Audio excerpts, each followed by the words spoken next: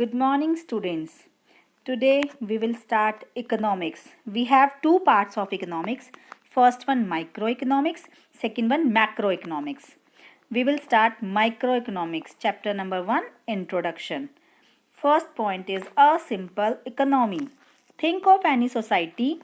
People in the society needs many goods and services in their everyday life, including food, clothing, shelter, transport facilities like roads and railways, postal services and various other services like that of teachers and doctors.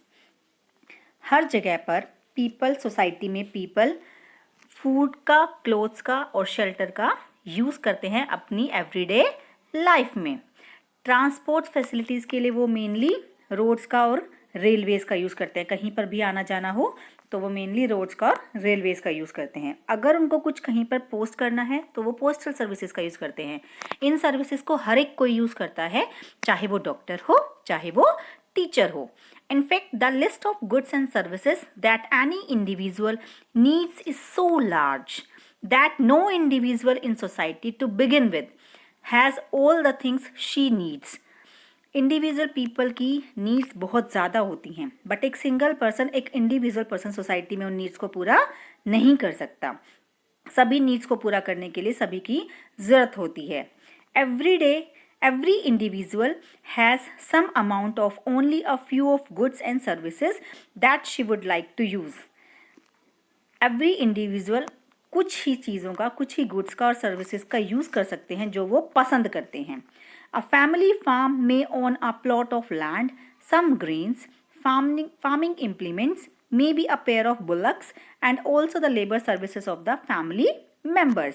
अब family है, उसको कुछ उगाना है, farming करनी है, तो उसको सबसे पहले क्या चाहिए? जगह चाहिए, एक प्लॉट चाहिए उस किसी चीज़ को उगाने के लिए. उसके बाद जिस चीज़ की वो फार्मिंग करना चाहता है उसके लिए ग्रेन्स चाहिए. फिर उसको फार्मिंग इम्प्लीमेंट करनी है और कुछ बुलक्स की भी ज़रूरत पड़ती है. और उसके लास्ट में लेबर की ज़रूरत पड़ती है जो उस पर प्लॉट पर वर्क करते हैं, चाहे वो फैमिली मेम्बर्स हो, चाहे वो लेबर वो बाहर से लें. A weaver may have some yarn, some cotton and other instruments required by weaving clothes. A weaver को कपड़ा बनाने के लिए कुछ यार्न की, कुछ कॉटन की और कुछ इंस्ट्रूमेंट्स की ज़रूरत पड़ती है जिसके द्वारा वह कपड़ा बना सके. The teacher in the local school has the skills required to impart education to the students. Teacher को एक लोकल जगह की, एक लोकल स्कूल की ज़रूरत पड़ती है स्टूडेंट्स को एजुकेशन देने के लिए. Some others in society may not have any resources excepting their own labor services. कुछ सोसाइटीज़ में उनके पास कोई सोर्सेज नहीं होते हैं, उनको खुद को ही अपने आप को सर्विसेज प्रोवाइड करवानी पड़ती है. Each of these decisions making units can produce some goods or services by using the resources that it has and use parts of the produce to obtain the many other goods and services which it needs. For example, the family farm can produce corn, use part of the produce for consumption purposes and procure clothing, housing and various services in exchange for the rest of produce. इसमें कहा गया है एक family है जिसने corn उगाया है. वो क्या करती है? वो कॉर्न उगाकर अपने और पर्पसेस को पूरा करती है, जैसे उनका क्लोथिंग का हो गया, कपड़ों का हो गया, हाउसिंग रहने का हो गया और अदर सर्विसेज होगी, वो उसके एक्सचेंज में उसका पूरा करती हैं. सिमिलरली वीवर है, the weaver can get the goods and services that she wants in exchange for the clothes she produces in her yarn. वो क्या करता है? वीवर ने जो कपड़ा बनाया है उसको सेल करके उसके या फिर उसके एक्सचेंज में अपनी और गुड्स और सर्विसेज की डिमांड्स को, अपनी नीड्स को पूरा करता है. The teacher can earn some money by teaching students in the school. Teacher क्या करता है? जैसे वो स्कूल में पढ़ाता है तो उसको मनी मिलती है, हम कहते हैं जैसे सैलरी मिलती है उसको. उस सैलरी से, उस मनी से she use the money for obtaining the goods and services that she want. उस मनी से वो अपनी डिमांड्स, अपनी जो उसकी गुड्स की डिमांड है, जो उसको चाहिए, उन सबको पूरा करता है. The labourer also can try to fulfil her needs by using whatever money she can earn by working for someone else. Labourer क्या करता है, वो किसी और के लिए वर्क करता है और उससे जो उसको पैसा मिलता है, उससे जो उसकी अर्निंग होती है, उसको मनी मिलती है, उस मनी से वो अपनी डेली लाइफ की अपनी नीड्स को फुलफिल करता है. Each individual can thus use her resources to fulfill her needs. हर एक इंडिविजुअल अपनी रिसोर्सेज की नीड्स को फुलफिल करता है. It goes without saying that no individual has unlimited resources compared to her needs. एक सिंगल पर्सन के पास उनकी needs बहुत ज़्यादा होती हैं बट उनके पास रिसोर्सेज अनलिमिटेड नहीं होते हैं. The amount of corn that the family farm can produce is limited by the amount of resources. Family है जो कॉर्न को उगाती है, उसके पास लिमिटेड रिसोर्सेज होते हैं जिनसे वो कॉर्न उगाती है. It has enhance the amount of different goods, जिससे वह डिफरेंट गुड्स के अमाउंट को खरीद सकती है. And services that it can procure in exchange of corn is also limited.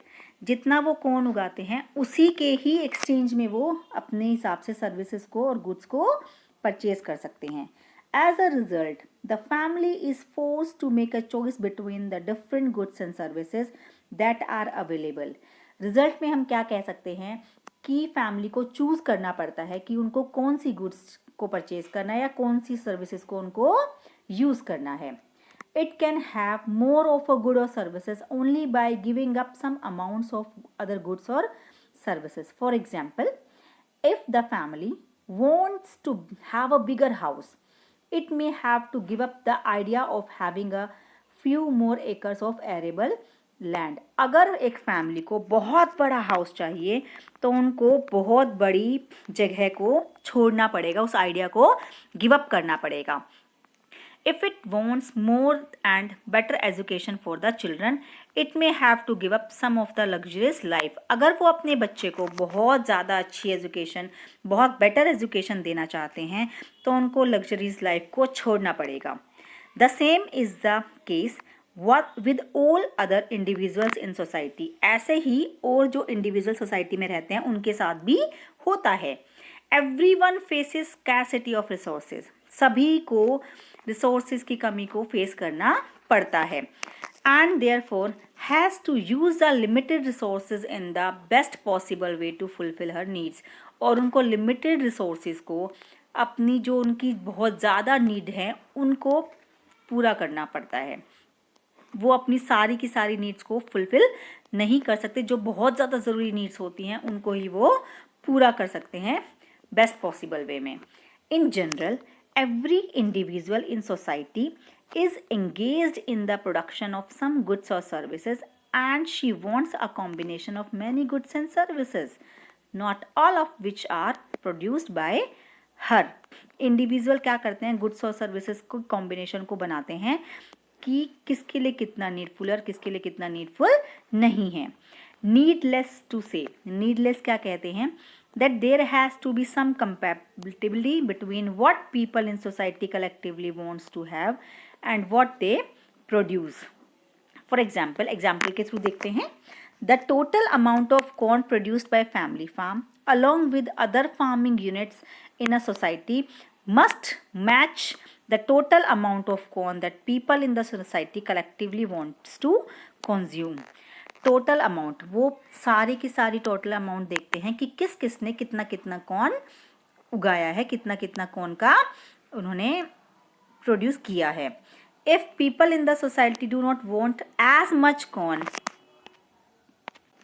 if people in the society do not want as much corn as the farming units are capable of producing, collectively a part of the resources of these units could have been used in production of some other goods or services which is in high demand.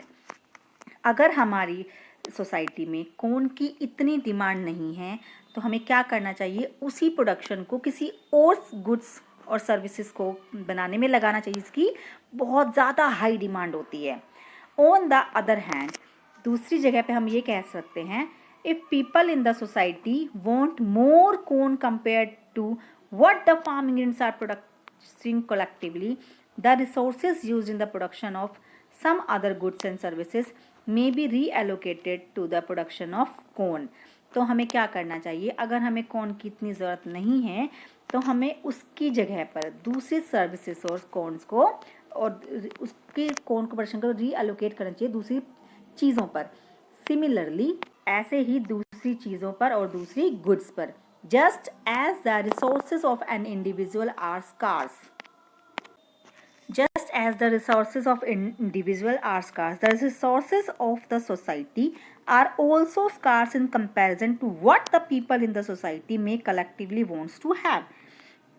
जो society में peoples को ज़रूरत पड़ती है उन्हीं चीज़ों की demands को हमें पूरा करना चाहिए. उनको कलेक्टिव करके उनकी डिमांड्स को देख के हमें चीज़ों को प्रोड्यूस करना चाहिए. The scarce resources of the society have to be allocated properly in the production of different goods and services in keeping with the likes and dislikes of the people of the society.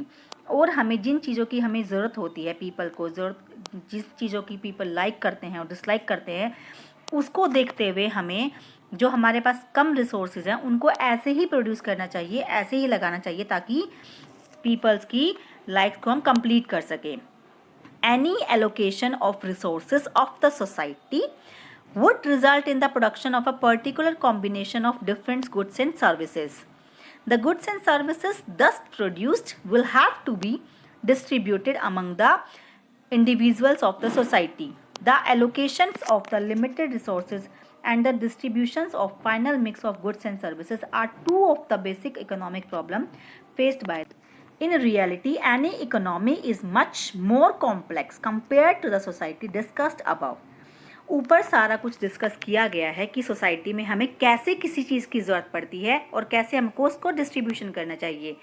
Peoples की likes और dislike को देखते हुए, उनकी high demands को देखते हुए और जो प्रॉब्लम वो फेसेस करते हैं उन सब को देखते हुए हमें चीज़ों को प्रोड्यूस करना चाहिए. In the light of what we have learned about the society, let us now discuss the fundamental concerns of the discipline of economy, some of which we shall study throughout this book. इस book के द्वारा हम सब discuss करेंगे, study करेंगे कि इसमें क्या होता है. Our second point is central problem of an economy. हमारी इकोनॉमी की सेंट्रल प्रॉब्लम क्या है?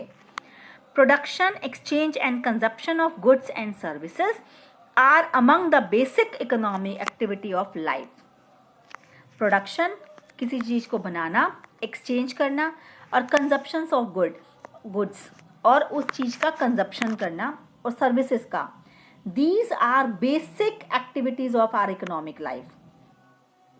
In this course of these basic economic activities, every society has to face scarcity of resources, and it is scarcity of resources that gives rise to the problem of choice.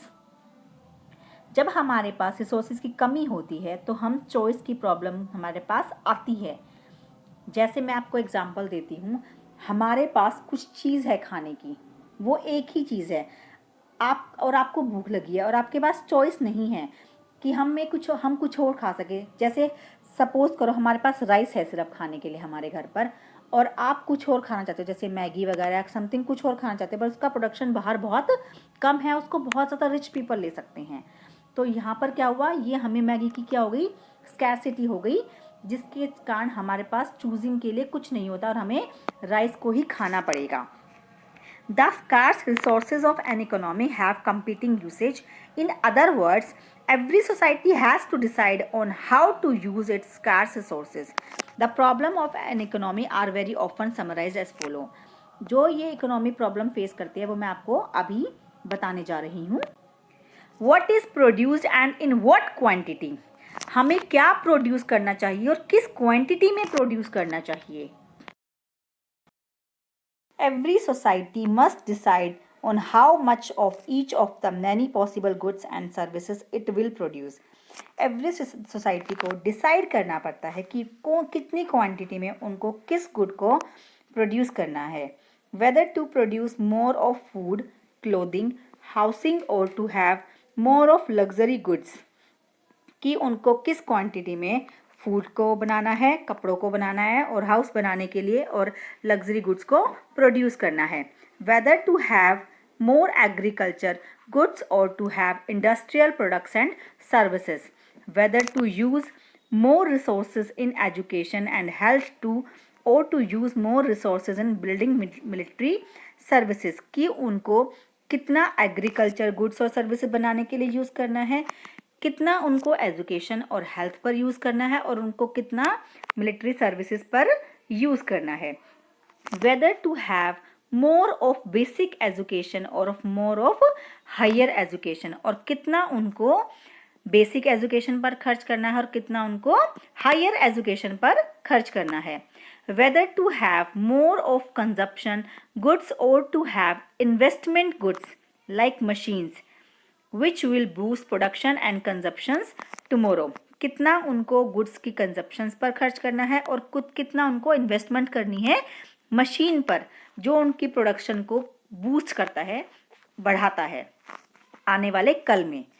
Next, how are these goods produce, इन goods को कैसे produce करना है।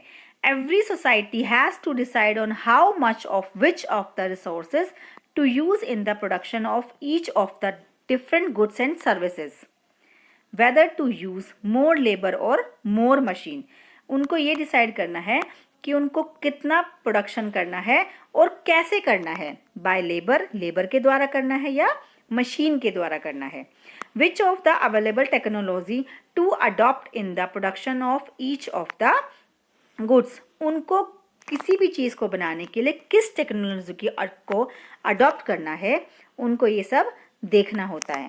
Next is for whom are these goods produced, किन के लिए उनको इन चीज़ों को बनाना है, प्रोड्यूस करना है।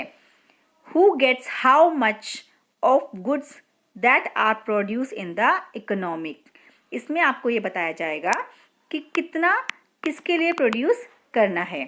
How should the produce of the economy be distributed among the individuals in the economy, economy में कैसे डिस्ट्रीब्यूट करना है। Who gets more और who gets less, कौन ज़्यादा लेगा और कौन कम लेगा। Whether or not to ensure a minimum amount of consumption for everyone in the economy, whether or not elementary education or basic health services should be available freely for everyone in the economy, हमारे economy में basic health और education सब के लिए free होना चाहिए। Thus every economy faces the problem of allocation the scarce resources to the production of different possible goods and services and of distributing the produced goods and services among the individual within the economic, every economic ये face करती है जब आपके पास resources की कमी होती है कि किसको कितना डिस्ट्रीब्यूट करना है। The allocation of scarce resources and the distribution of the final goods are services are the central problem of the economic, economic की सेंट्रल प्रॉब्लम यही है, जब हमारे पास रिसोर्सेज की कमी होती है तो हम उसका डिस्कशन, उसको डिस्ट्रीब्यूशन कैसे करें। Production possibility frontier, there we read about production possibility frontier, just an individual face scarcity of resources, जब एक इंडिविजुअल, जब एक सोसाइटी किसी की रिसोर्सेज की कमी को फेस करती है तो क्या होता है। The resources of an economy as a whole are always limited in comparison to what the people in the economy collectively want to have, कि उसको किस चीज़ की ज़रूरत पड़ती है कलेक्टिवली। जैसे हम टू थिंग्स को लेकर चल सकते हैं। The scarce resources have alternative usage and every society has to decide on how much of each of the resources to use in the production of different goods and services, कि वो जब आप उनके पास किसी चीज़ की स्कार्सिटी होती है, किसी चीज़ की कमी होती है, तो उसकी जगह पे वो कौन सी चीज़ को यूज़ कर सकते हैं, कौन सी गुड्स को यूज़ करके अपनी इच्छाओं को पूरा कर सकते हैं। इन अदर वर्ड्स, दूसरे वर्ड्स में हम यह भी कह सकते हैं, every society has to determine how to allocate its scarce resources to different goods and services, हम उन कमी वाले रिसोर्सेज को दूसरी चीज़ों पर कैसे यूज़ कर सकते हैं। An allocation of the scarce resources of the economy gives rise to a particular combination of different goods and services. Given the total amount of resources, it is possible to allocate the resources in many different ways and thereby achieving different mixing of all possible goods and services. The collection of all possible combination of the goods and services that can be produced from a given amount of resources and a given stock of technological knowledge is called the production possibility set of the economic. जो ये goods and services की mixing है, जो ये collectively combination है, ये हमें क्या बताता है कि प्रोडक्शन पॉसिबिलिटी सेट कैसे कर सकते हैं हम इकोनॉमी के लिए. यहाँ पर एक चार्ट दिया गया है, उसके द्वारा हम देखेंगे इसमें किस चीज़ की पॉसिबिलिटी दी हुई है, कॉर्न की और कॉटन की. Consider an economy which can produce corn और cotton by using its resources. एक इकोनॉमी है जो कॉटन और कॉर्न को बनाती है रिसोर्सेज को यूज करके. टेबल दी हुई है, टेबल के द्वारा हम देखेंगे. Table 1.1 production possibility. 1.1 gives some of the combination of corn and cotton that the economy can use produce when its resources are fully utilized. Corn और कॉटन के बारे में बताया गया है. जब हम सारे के सारे रिसोर्सेज को फुल्ली यूज कर लेते हैं तो हम किस क्वांटिटी में कॉर्न को बना सकते हैं, किस क्वांटिटी में कॉटन को बना सकते हैं. If all the resources are used in production of corn, अगर सारे के सारे रिसोर्सेज कॉर्न के प्रोडक्शन पर लगा दिए जाए तो क्या होगा. If all the resources are used in production of corn, the maximum amount of corn that can be produced is unit 4. And if all the resources are used in production of cotton, at the most 10 units of cotton can be produced. अगर सारे के सारे resources corn पर लगा दिए जाए तो हम मैक्सिमम 4 यूनिट बना सकते हैं कॉर्न की. और इसका ही उल्टा अगर हम सारे के सारे रिसोर्सेज कॉटन पर लगा दें तो हम मैक्सिमम 10 यूनिट बना सकते हैं कॉटन की. The economic can also produce 1 unit of corn and 9 unit of cotton. अगर हम उन्हीं रिसोर्सेज को थोड़ा सा डिस्ट्रीब्यूट कर दें तो हम क्या कर सकते हैं, 1 यूनिट कॉटन की बना सकते हैं और 9 यूनिट कॉर्न की बना सकते हैं. ऐसे ही हम 2 यूनिट कॉर्न की और 7 यूनिट्स कॉटन की, और अगर इसके आगे चलें तो 3 यूनिट्स कॉर्न की और 4 यूनिट कॉटन की बना सकते हैं. यहाँ पर हो जाएगा सिमिलर सा कि आपने रिसोर्सेज को दोनों चीज़ों पर यूज़ किया और आपने 3 यूनिट्स तो बनाई कॉर्न की और 4 यूनिट्स बनाई कॉटन की. There can be many other possibilities. यहाँ पर बहुत सारी पॉसिबिलिटीज हो सकती हैं. The figure illustrate the production possibility of the economic. जो ये ऊपर फिगर दी गई है ये आपको बता रही है कि हमारी इकोनॉमी में क्या पॉसिबिलिटी हो सकती है. एनी पॉइंट और below the curve represent the combination of corn and cotton that can B produce with the economic resources. जो ऊपर आपको बताए गए हैं पॉइंट्स, वो उनके द्वारा हम ये समझ सकते हैं कि जो हमारे पास रिसोर्सेज है उनके द्वारा हम कितना कॉटन बना सकते हैं और कितना कॉर्न बना सकते हैं. The curve gives the maximum amount of corn that can be produced in the economy for any given amount of cotton और vice versa. इसमें ये बताया गया है कि हम मैक्सिमम अमाउंट ऑफ कॉर्न बना सकते हैं और उसी का उल्टा भी कर सकते हैं कि मैक्सिमम अमाउंट ऑफ कॉटन भी बना सकते हैं. This curve is called the production possibility frontier. इस कर्व को हम क्या बोलते हैं, प्रोडक्शन पॉसिबिलिटी फ्रंटियर. ये हम देखकर समझेंगे. The production possibility frontier gives the combination of corn and cotton. जो प्रोडक्शन पॉसिबिलिटी फ्रंटियर है ये हमें किसका कॉम्बिनेशन दिखाता है, कॉटन का और कॉर्न का. That can be produced when the resources of the economy are fully utilised. जिसमें हम जो हमारे पास रिसोर्सेज है इकोनॉमी में वो उनको हम पूरा का पूरा यूटिलाइज कर रहे हैं. Note that a point laying strictly below the production possibility frontier represent a combination of corn or cotton that will be produced when all or some of the resources are either underemployed or are utilized in wasteful fashion. जिसमें हम पूरा का पूरा under employment में भी कर सकते हैं और वेस्टफुल फैशन में भी कर सकते हैं. If more of the scarce resources are used in the production of corn. अगर हमारे पास रिसोर्सेज की कमी है, फिर भी हम ज़्यादा से ज़्यादा रिसोर्सेज कौन पर लगा रहे हैं, less resources are available for the production of cotton, तो हमें कॉटन के लिए बहुत ही ज़्यादा कम रिसोर्सेज मिलेंगे। और इसका उल्टा भी हो सकता है, अगर हम बहुत ज़्यादा रिसोर्सेज जिसके पास हमारे पास कमी है, हम सारा का सारा कॉटन पर लगा दें, तो हमें कॉर्न के लिए बहुत ही कम रिसोर्सेज मिलेंगे प्रोडक्शन के लिए। Therefore, if we want to have one of the goods, we will have less of other goods. अगर हम एक पर ज़्यादा लगाते हैं तो हमें दूसरे के लिए कम मिलेंगे। Thus, there is always a cost of having a little more of one good in term of amount of the other good that has to be foregone. This is known as the opportunity cost of an individual unit of the good. ये हमारी क्या कहलाती है, opportunity cost. Every economy has to choose one of many possibility that it has.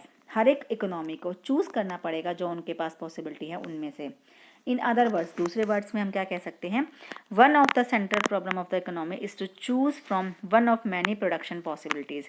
एक economy को choose करना पड़ता है कि उनको इतनी सारी प्रोडक्शन में से एक प्रोडक्शन को चूज करना पड़ता है। Thank you. Today we will read 2 points, and the third point is organization of economic activity, which we read in next video. Thank you. Bye.